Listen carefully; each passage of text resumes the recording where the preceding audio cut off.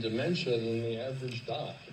And you're certainly going to know a lot more than the journalists and broadcasters who knowingly or unknowingly are gaslighting you about this very important problem. Right.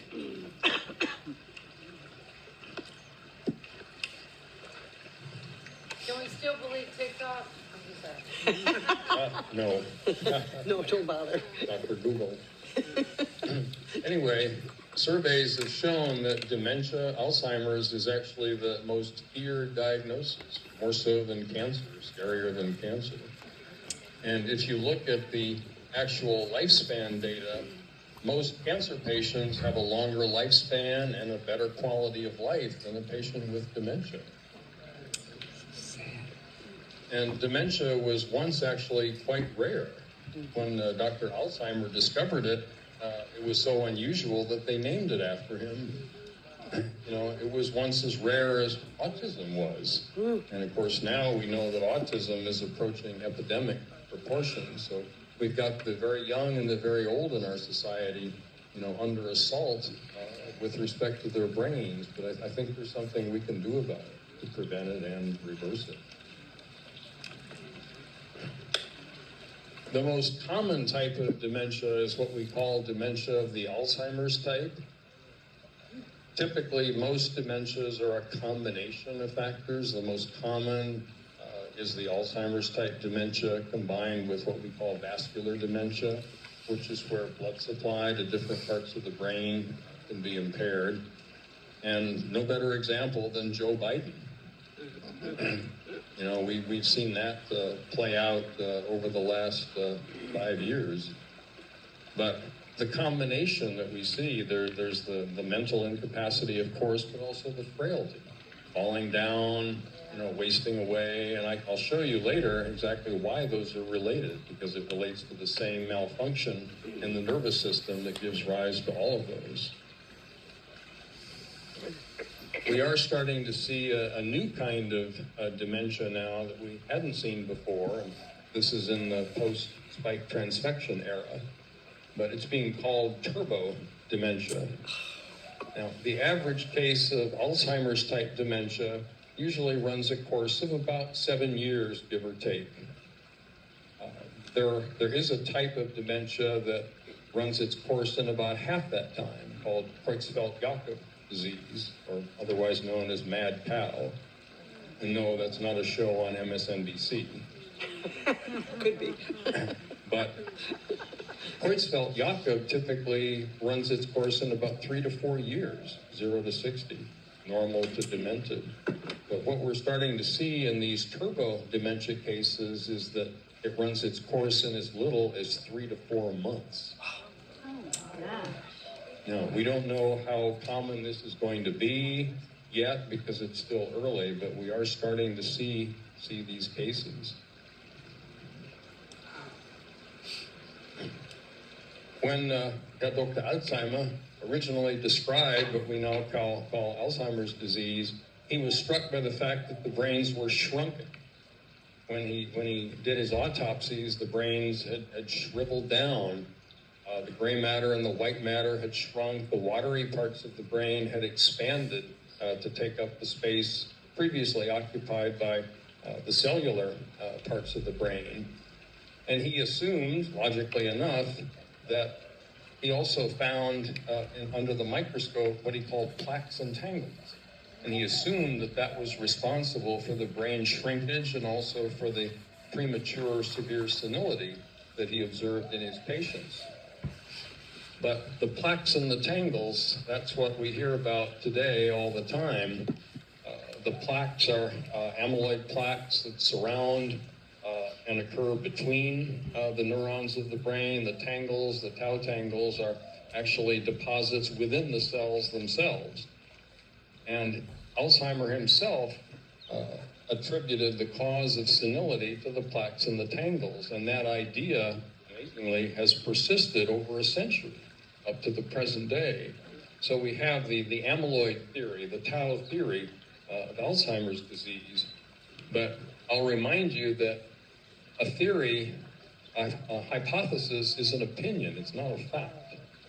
So if we look at some actual facts regarding dementia, how well do they fit the theory that Alzheimer's is due to an amyloid plaque attack or a toxic tau attack?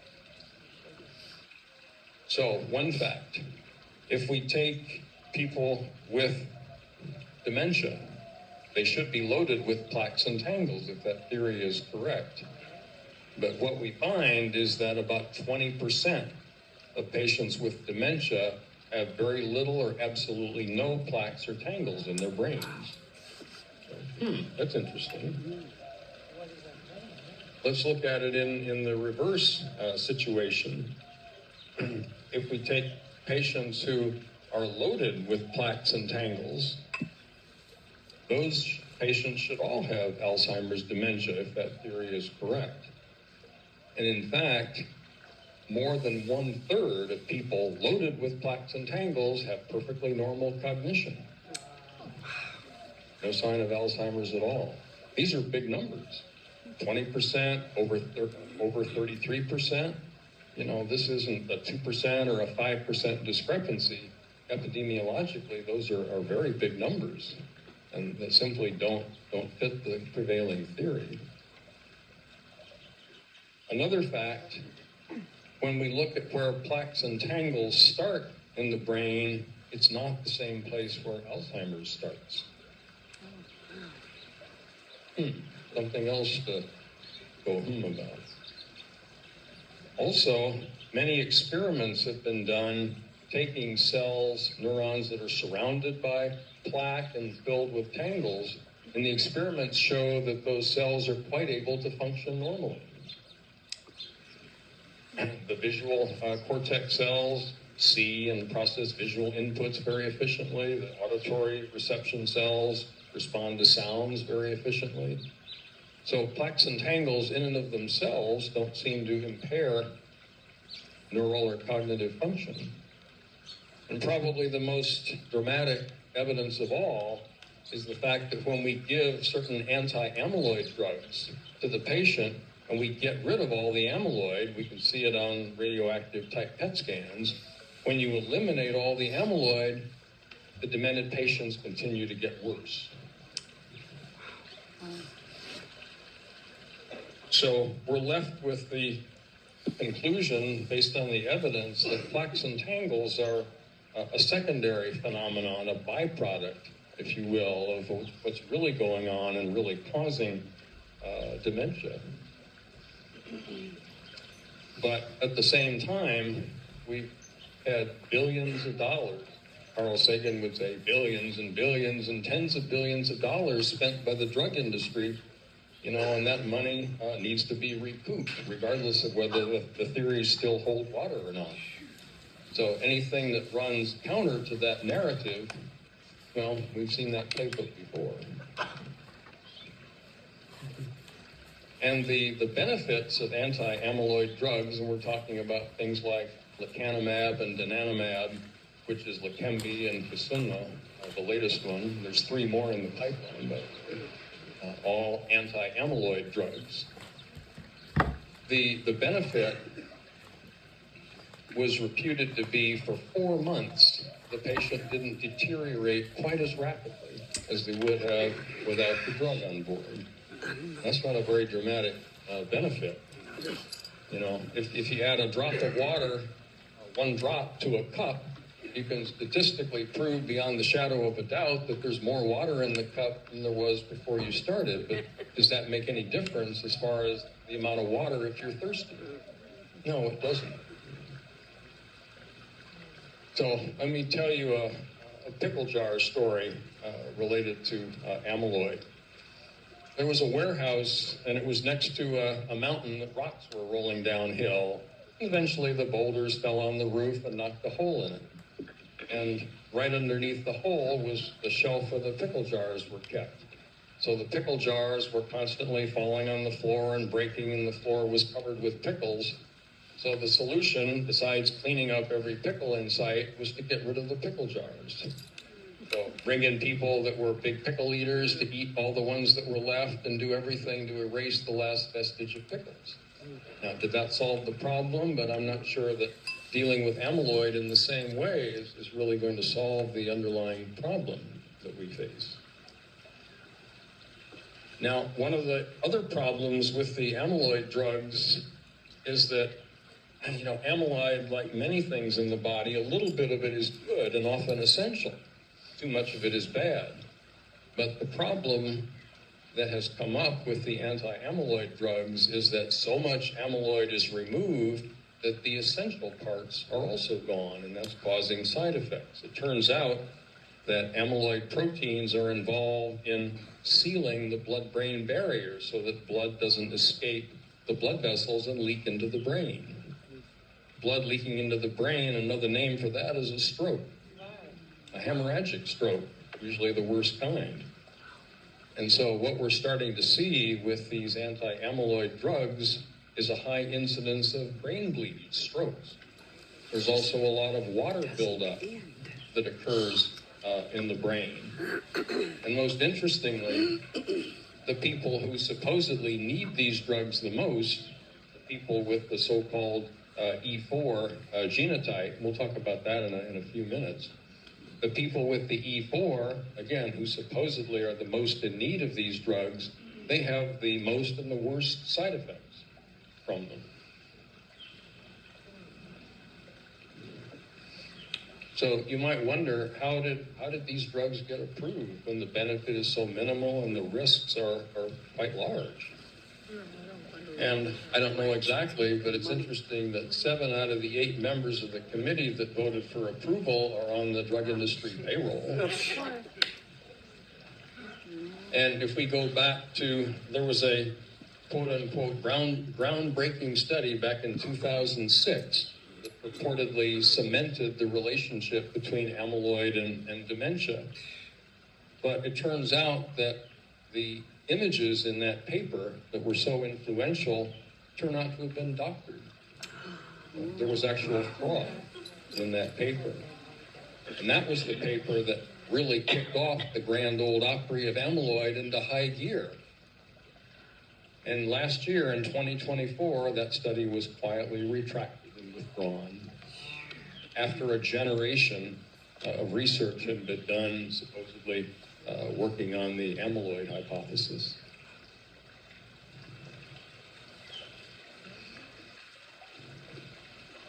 So if plaques and tangles aren't the cause, aren't the culprits, what is? And some of the clues go back even to the 1960s and 70s, but there's a famous experiment called the scopolamine experiment where college students volunteered to become temporarily demented, to lose their short-term memory. Whoa. Oh my God.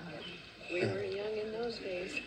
And scopolamine was a drug which blocked a certain chemical language in some very certain but rather small parts of the brain.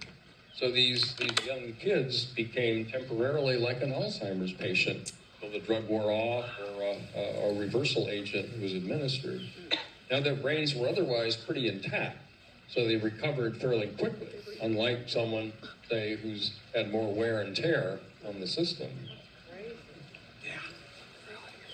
But the brain, like human communities, speaks a lot of different languages. We speak English, Spanish, some people Chinese, maybe French, but the brain speaks languages as well.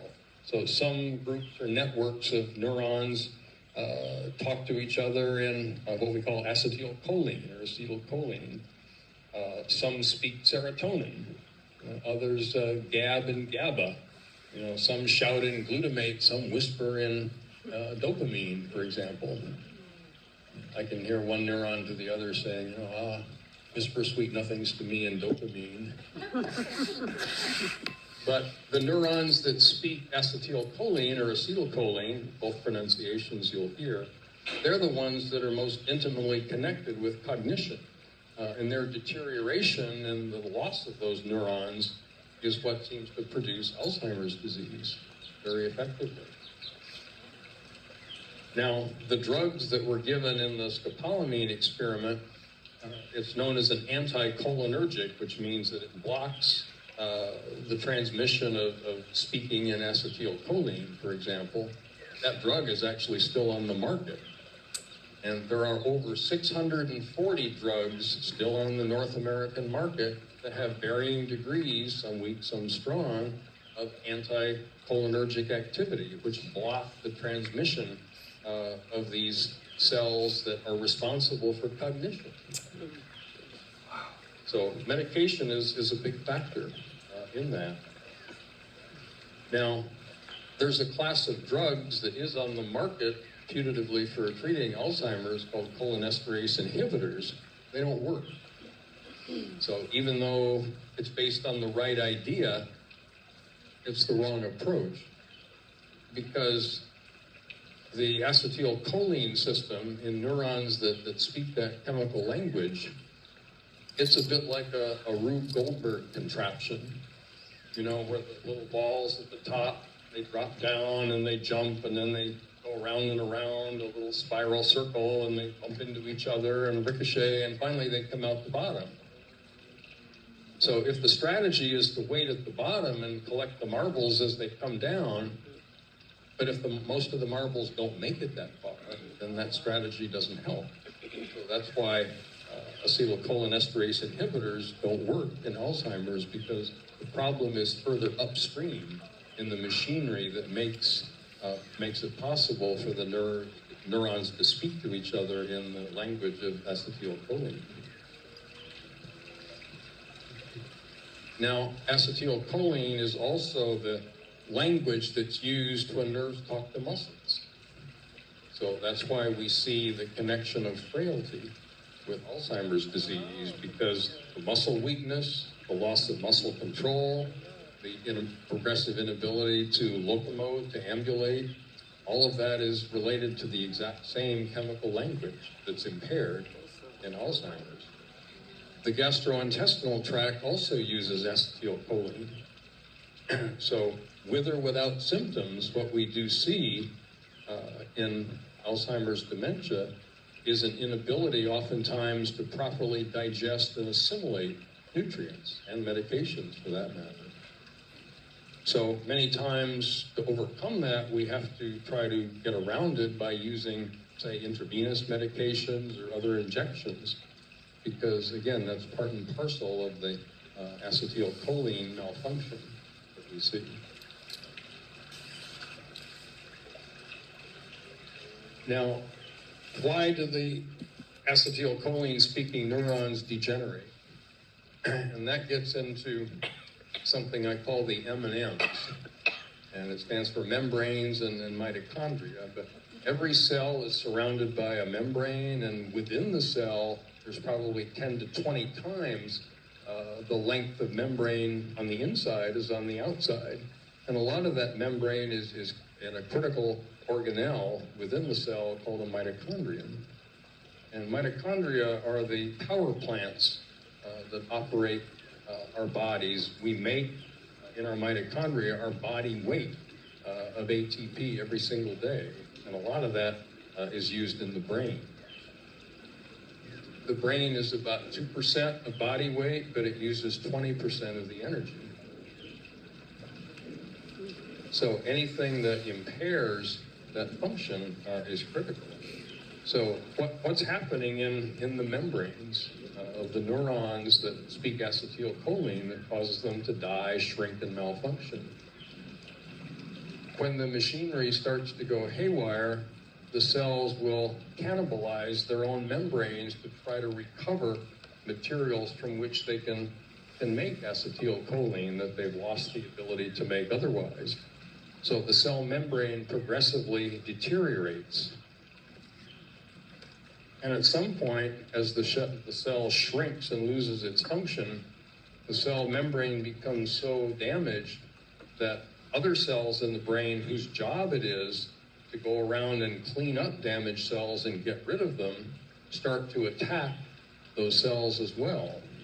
They're called microglia. They're like little amoebas that crawl around in the brain looking for things to clean up. And one of their programs is to search and destroy basically cells that look like they're being damaged. And that process can go out of control sometimes. The inflammatory fire that results from membrane deterioration and the immune attack by the microglia can unleash what we call neuroinflammation, which is like a fire inside the cell. And most membranes are made of fat. And there's very special kinds of fat, especially that compose the membranes of neurons and neuronal mitochondria. Now, in terms of fat, let me just say a word about cholesterol, because in a way, amyloid has become the new cholesterol. You know, the boogeyman on the block, cholesterol was responsible for heart disease and everything else, and now amyloid is responsible for lack of cognition and dementia. Neither one is true. But cholesterol is also important for brain function. If your cholesterol gets much below 160 for very long, dementia increases, suicide rates increase, you know, all sorts of neuropsychiatric illnesses occur. And also, you don't have enough material from which to make steroid hormones. I heard the normal number was 300 to 330, and then the drug companies lowered it, the standard to be, I think, 200. So that's why there's a lot more dementia and Alzheimer's. That's definitely related. You know, when I was a young doctor starting out, the normal range of cholesterol was 250. And if you look at all-cause mortality data, which is something we got familiar with during the COVID fiasco, the lowest rates of all-cause mortality are when your cholesterol is between 220 and 240.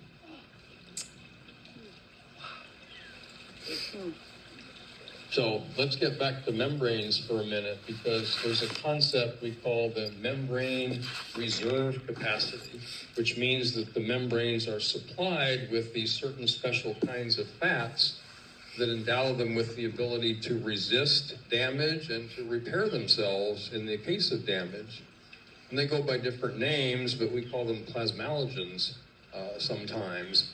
But these special fat molecules, if they're high in the brain, the incidence of dementia is very low. If they're low in the brain, the incidence of dementia is very high. And in general, the difference between a patient with a good, high, robust membrane reserve capacity, as measured by plasmalogens, it's about 20 years later that one will become demented, and there's an 80% lower rate of dementia if your membrane reserve capacity is high. Pretty big numbers. The average 65-year-old in some of these studies, if you had high membrane reserve capacity, you had a 5 to 6% chance of becoming demented by the time you were 85.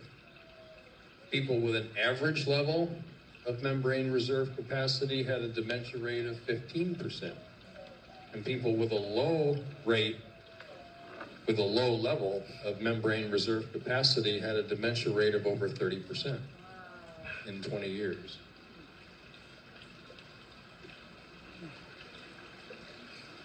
So let's talk about that E4 genotype for a minute.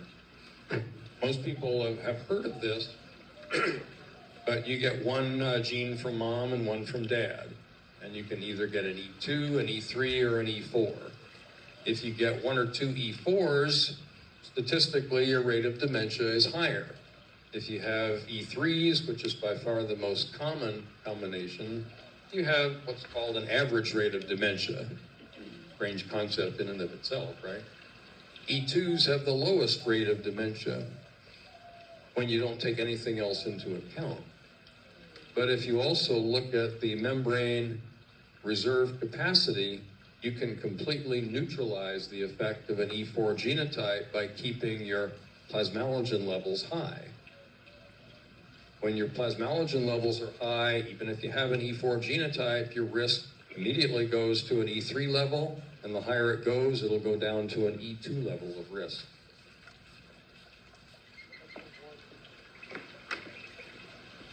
So plasmalogens aren't everything. As we said, there's still about 5 to 6% of people that go on to dementia even with high plasmalogens, but that's a manageable number.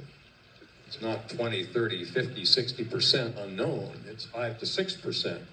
So that's something that we can get a handle on in terms of, for each person, it's probably a bit different, but to try to find out what the missing pieces of the puzzle are, it's a lot easier to do it with that level of percent than something a lot higher.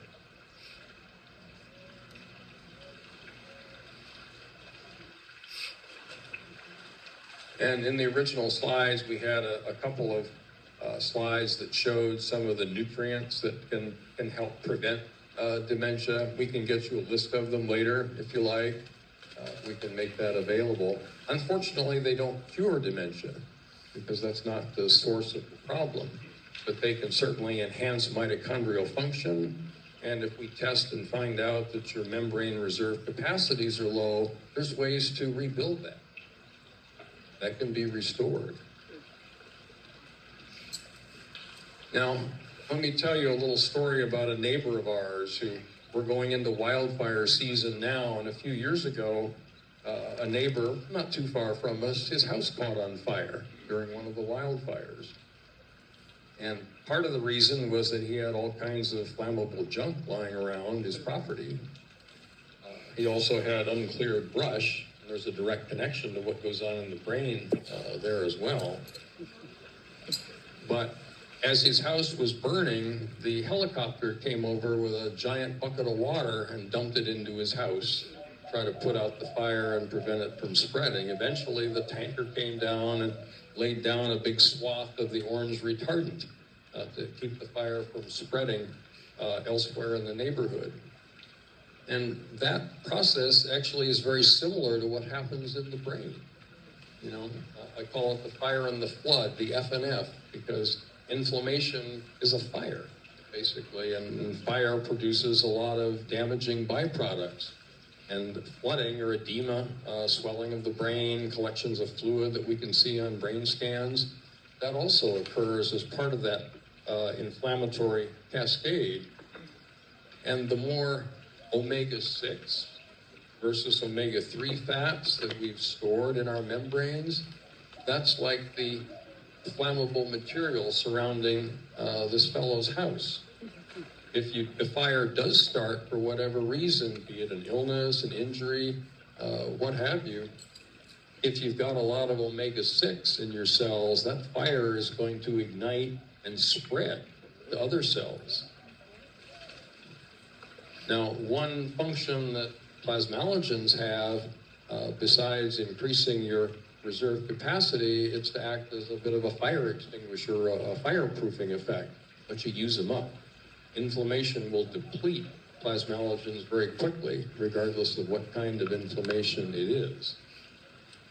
So one of the byproducts of inflammation is something we call galectin-3, or G3 for short. And this relates to what Dr. Lin was talking about when we first started. And if you remember, it's those little amoeba-like microglial cells when they attack the cells, the acetylcholine cells that are auto-cannibalizing their membranes. Galectin-3, G3, comes from those little amoebic microglial cells. And galectin-3 is like the damage that occurs from the fire and the flood. So that has to be cleaned up in different ways, and that's where the monoclonal antibody against G3 comes into play, because when G3 is overexpressed and gets too abundant because of an expanding wildfire, basically, inflammation in the brain, that G3 will build up, and it itself will then cause other cells to be damaged in their membranes, and so it becomes a vicious cycle, as it were. So getting excess G3 out of the system can go a long way, and does, toward stemming and quenching the tide of fire that's going on. And we had a number of slides that go through the process through which this particular anti-G3 monoclonal antibody was developed. but it's really the first approach that departs from the amyloid hypothesis. All the other drugs are anti-amyloid antibodies that pick up amyloid. This doesn't. It picks up galectin-3, but it doesn't pick it all up, which was the mistake that was made with the amyloid drugs, picking up too much, causing brain bleeds, etc. So, like all things, a little galectin-3 is good, too much is bad. We don't want to get rid of all of it.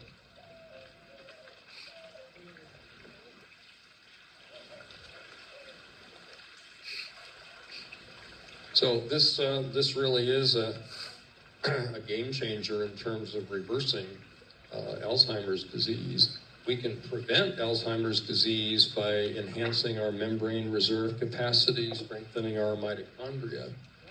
But once the horse is out of the barn, so to speak, we need a bigger restoration crew to come in and deal with it.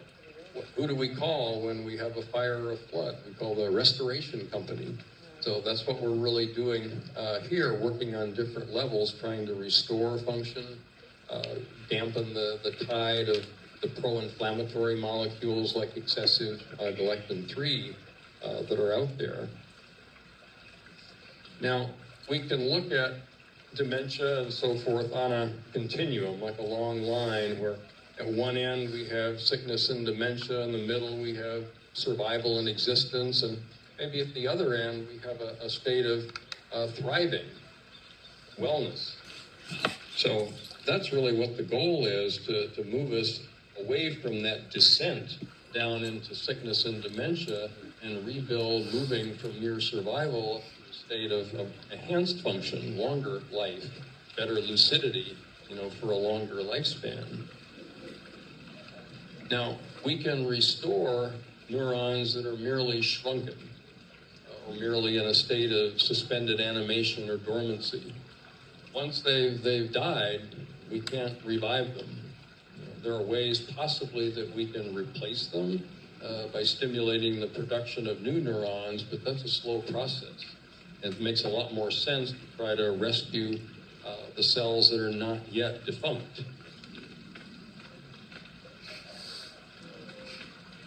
So I'll close and then we can take some Q&A, but I always think back to what the German philosopher Arthur Schopenhauer said. He said there's 4 stages that all truth goes through. First, he said, it's ignored. Second, it's ridiculed. Third, it's violently attacked. And fourth, it's accepted as self-evident. So, thank you.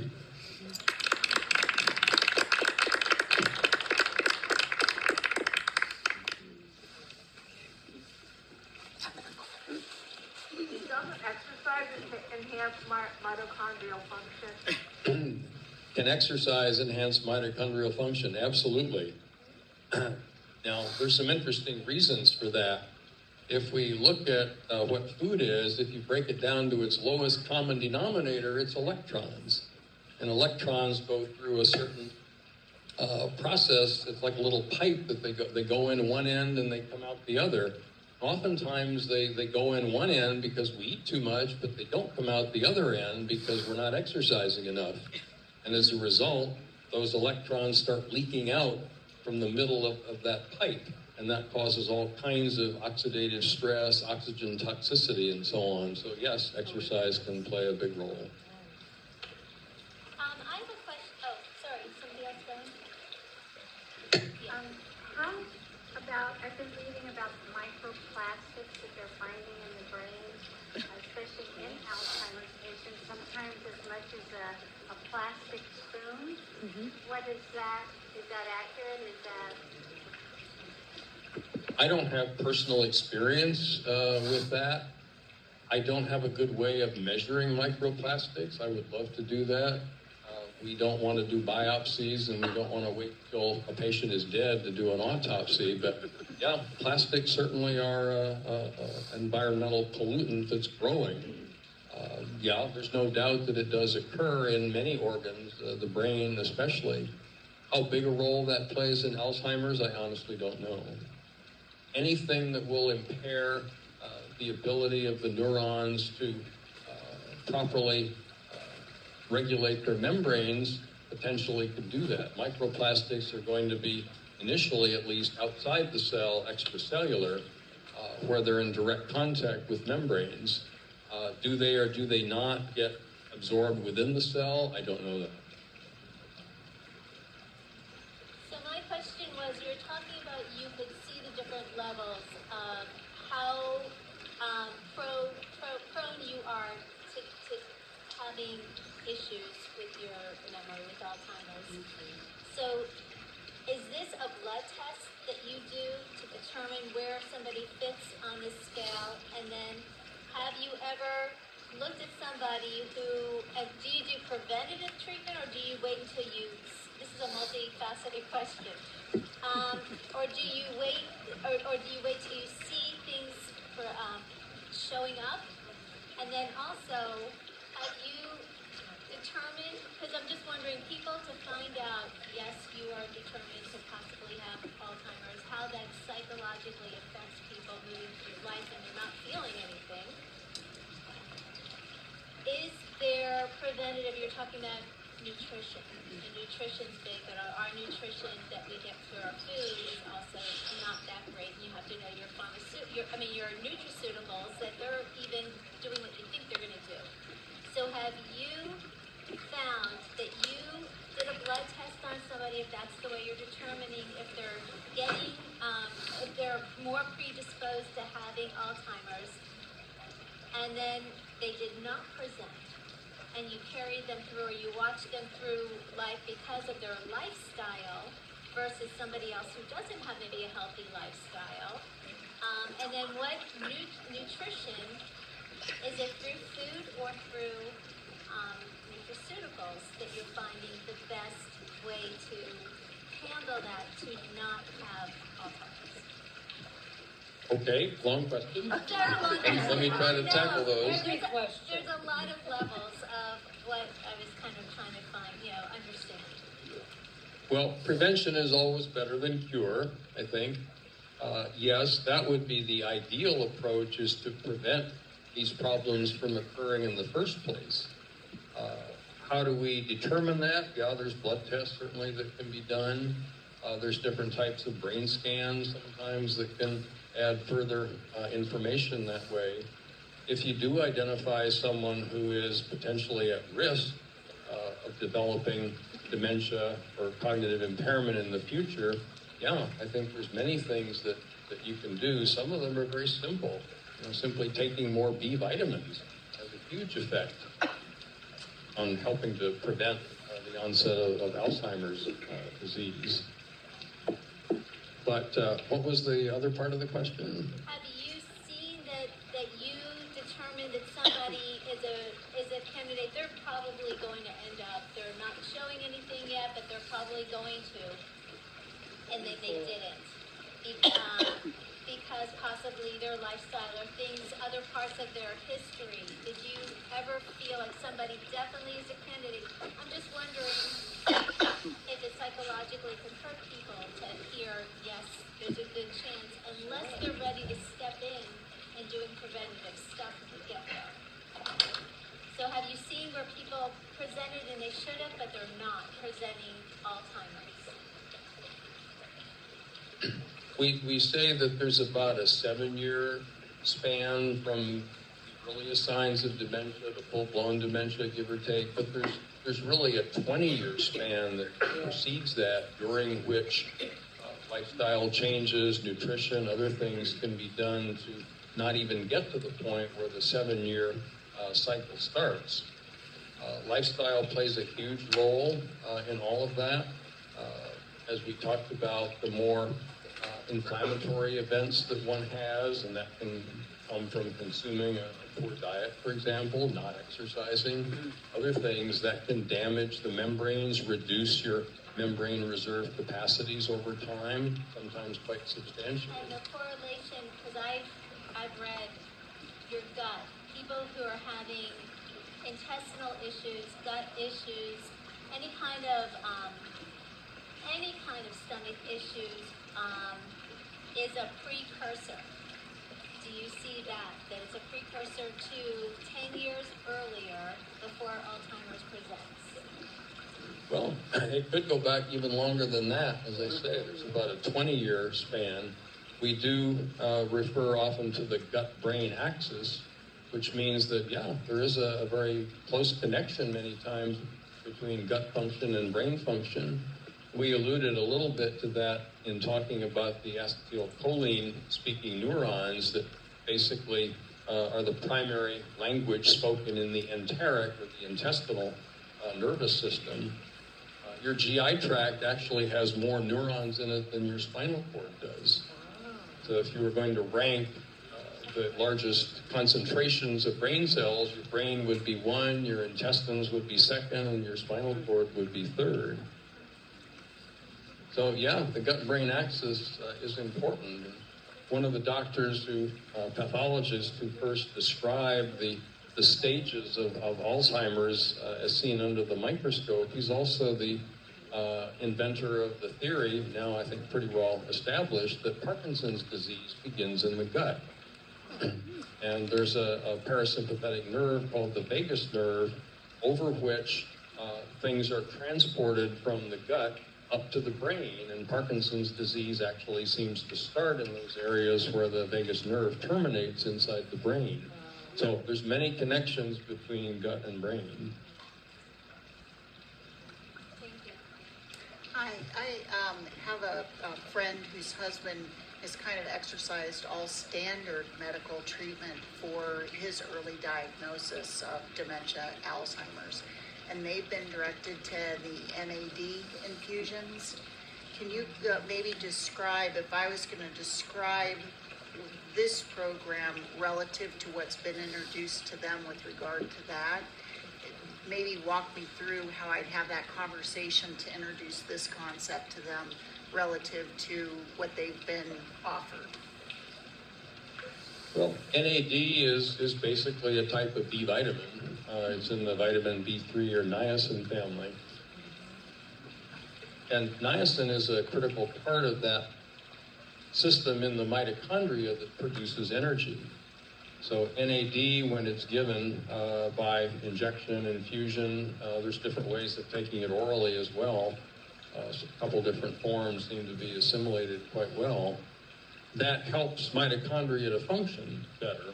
But if the mitochondrial membranes are deficient in what it takes to work properly, they're missing their plasmalogens, their reserve capacity is low, then all the NAD, all the B vitamins, all the NAC, all the choline in the world probably isn't going to make a substantive difference in the outcome there.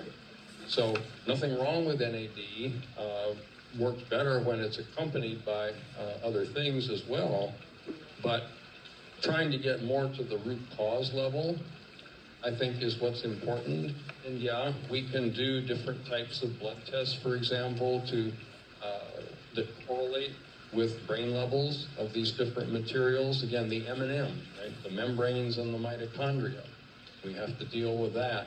If he's already experiencing dementia, he's probably had some of the fire and flood problems that stem from inflammation of various kinds. So one would have to look at it from all of those angles. How can the membranes be strengthened? How can their reserve and reparative capacity be improved?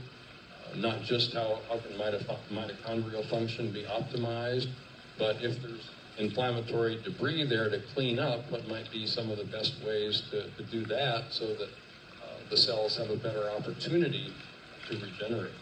Would anyone have things that would disqualify them from being treated? With respect to the anti-G3 monoclonal antibody, there are some specific criteria for people to get into what's called the expanded access program, which is like a compassionate use, right to try type of program. The FDA, in their infinite wisdom, does set some specific criteria for entry into that EAP, expanded access program, and that's something that we could certainly talk to him about. Is it typically covered by insurance and Medicare, or is it private pay like NAD? It would be more on the private side.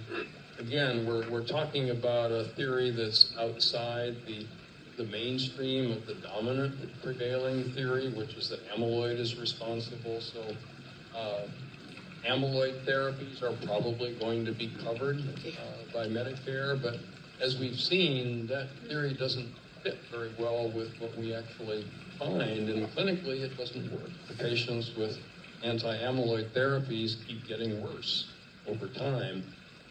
Will this eventually get covered by Medicare? I'm not sure.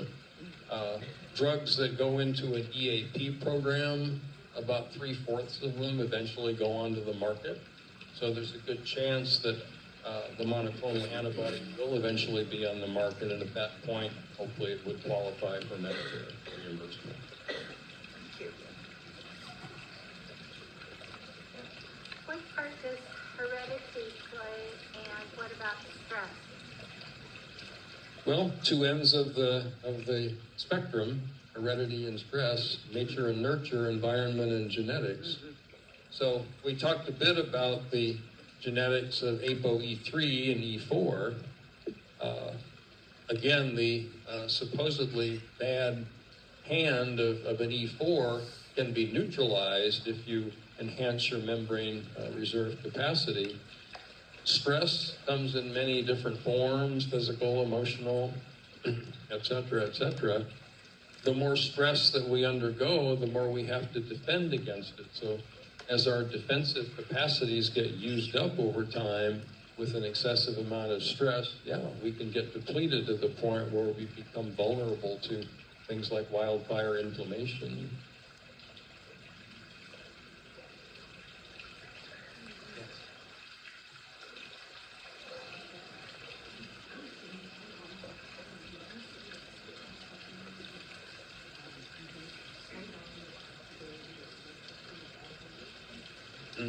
Yeah, the question was, are there certain supplements that could potentially slow down the onset of dementia? Yes, there are. Things like choline, for example, things like NAC, things like creatine, things like B vitamins, things like taurine and amino acid, or foods high in that, for example. So, we can get you a list if you'd like, and Mary, perhaps you can make it available to people. They're not cures. They won't reverse dementia that's already present. That's been amply proven, but started early enough in that 20-year span that precedes, the 7-year period during which dementia can develop. The more that you can help to prevent problems with your membranes and your mitochondria during that 20 years, the ability to delay or avoid dementia is certainly there. I need to tell you a story. I'm actually a retired nurse. My last job, I was a director of a cognitive school in Mesa. We're the only cognitive schools in the United States.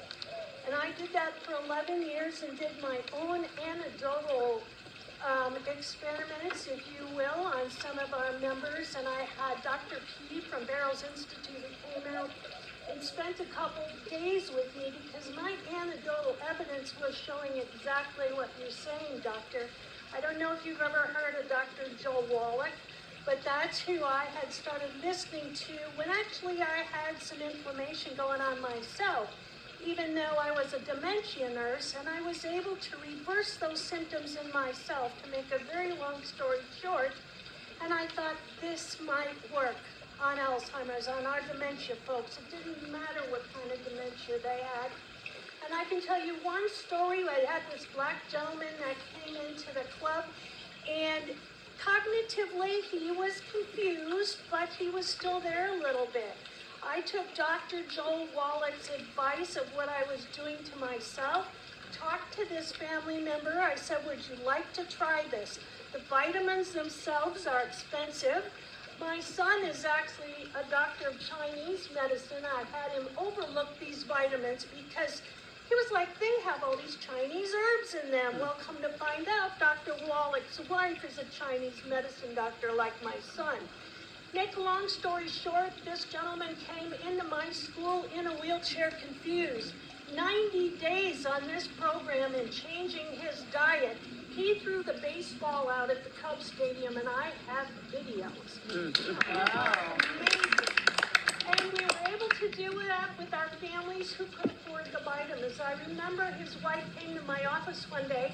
She was standing there and she was crying, and I thought Alex had died, and she said, these vitamins are so expensive, I need to take care of him. I need to take them for myself, but I can't afford for him to take them anymore.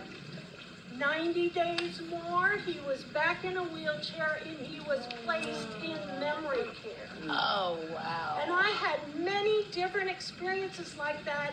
We would get them in there, go through their medications list, make sure they went to the doctor. If they didn't have to be on metformin, if they didn't have to be on Aricept, if they didn't have to be on Namenda, we would get them off those medications, go through their nutritional plan with them. It's basically Mediterranean diet. Just keep that sugar down. Keep that sugar down. And that hasn't been too many. I was telling these ladies when I started that job, and we'll go back 12 years or whatever, we had scientists come from Banner Alzheimer's Institute, who we used to get most of our referrals from. Push sugar, push sugar, push sugar. Well, I knew, and I had a fight with my bosses and almost lost my job, but I was not going to do that to these people. And believe it or not, Dr. P came from Barrels, and he wrote journals for the AMA, and he said, I am going to put your anecdotal evidence down on paper. It worked more than Alex. It worked over and over and over. The problem is the vitamins that Dr. Wallach has, and the story of Dr. Wallach, who used to be the veterinarian for Wild World Mutual Omaha, Dr. Perkins, right? Oh, wow. He would call him up and go, Joel, we got 100 elephants down here. Come over and find out where they died. We got a bunch of alligators. Well, after he did that with all the animals and found out they were all dying from nutritional deficiencies, he became a human doctor and did many thousands of autopsies to find out that is our problem number one. And the more research I did that, just on being a nurse, we were able to reverse so many of these symptoms with folks in the early symptoms. Now I'm retired. Now my friend, whose wife has young onset dementia, who is the poster child for the Arizona Alzheimer's Association, he and I, free, go to different facilities and do support groups for all these families. We don't know the science like you, Doc, and I've beaten all that up today, but we help these families learn all the stuff, not only of care, but also the basic things you can do to reverse symptoms in those first few years. I just had to get that out there. Wow. Well, thank you for that. Sometimes Alzheimer's has been referred to as type 3 diabetes. Right. Is what? Type 2 diabetes. Oh, yeah.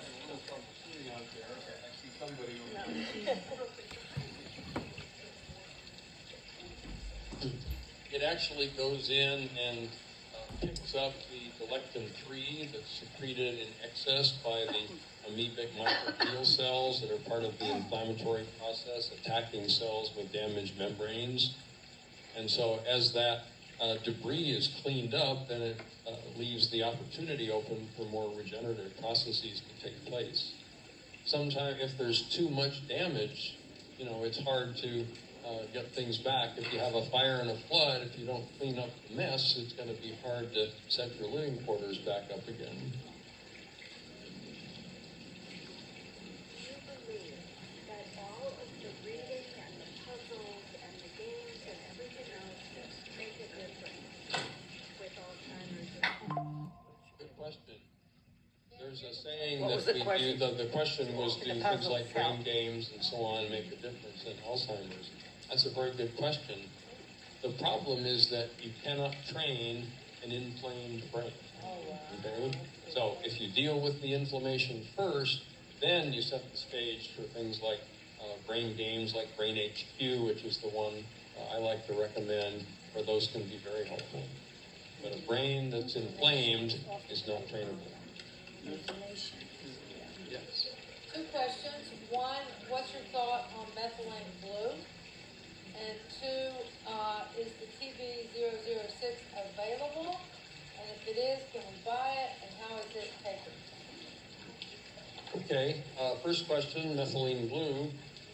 has been used. Several trials have been done in patients with different types of dementia.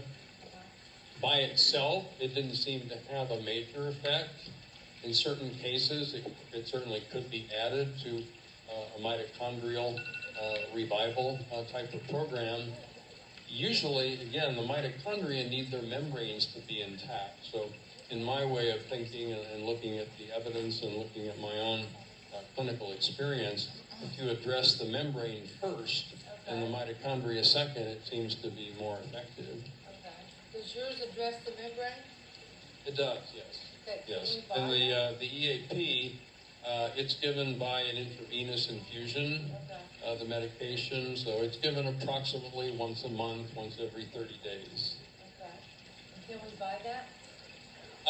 You can't buy it directly from the company because it's not yet on the market, but it's made available through this compassionate use program through a network of principal investigators who are reporting to the company, and I and a number of other doctors are investigators in that program. Do you believe ringing ears has anything to do with dementia? Ringing ears. I missed that. Ringing in the ears. Ear ringing. Ear ring. Tinnitus. Okay. Lots of patients with altered brain function have that. Tinnitus or ringing in the ears has many different causes. It's surprisingly resistant to a lot of the treatments that are ordinarily marshaled against it. Does it specifically relate to Alzheimer's? I would say only indirectly. But it can be a symptom that there's something going on in the brain. You know, plaques and tangles, even though they don't cause Alzheimer's, they can cause malfunctions. They're a sign of a neuron that's not entirely healthy. You know, like as we get older, we all get gray hair, and we're all going to accumulate a little bit of amyloid and tau, but we don't want to get too much of it. So if some of that accumulates in some of the vestibular nuclei or the auditory nuclei, let's say, that could be something that might contribute to tinnitus. Yes. I have a question. I just had lunch with my girlfriend the other day, and she was telling me about her neighbor. Funny that she's coming here, and she's really concerned about her neighbor. She's really repeating herself a lot, so she's really concerned about that. So it's interesting that I would come tonight, but my question is that you mentioned you could do blood tests or something to see where you are in the process if you have Alzheimer's or not. Do you take appointments here? Are you local? Yes, I practice here in Scottsdale. Mm-hmm. Okay. Do you take appointments? Yes, I do. So I could give her your name? Yes. Okay. Okay. Well, Do you see a difference between the dementia or Alzheimer's patients who are vaccinated as opposed to those who have not been vaccinated? we are starting to see lots of neurological sequelae in people who have been vaccinated, who have the spike protein genetic transfection. I have not personally seen a case of turbo dementia yet, as I mentioned, but some of my colleagues definitely have in people who are post-vaccination, and this is the dementia that rapidly progresses over a very short number of months. So yes, it's being seen. I suspect we're going to see more of it. What is your name, doctor? Hale Alden.